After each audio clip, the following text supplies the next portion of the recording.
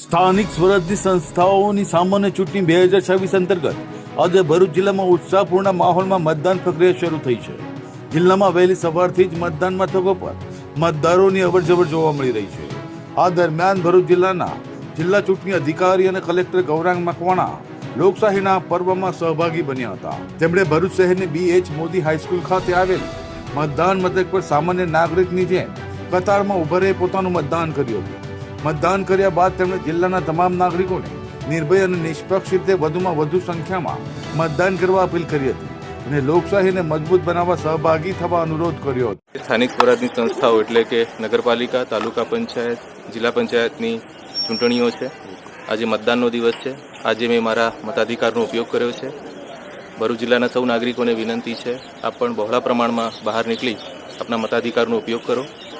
નિર્ભીક અને નિષ્પક્ષ રીતે મતદાન કરો.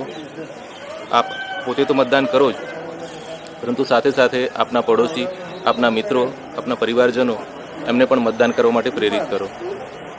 ખૂબ મોટા પ્રમાણમાં મતદાન કરી આપણે લોકશાહીને વધુ સુદૃઢ બનાવીએ એવી અપીલ છે. ધન્યવાદ.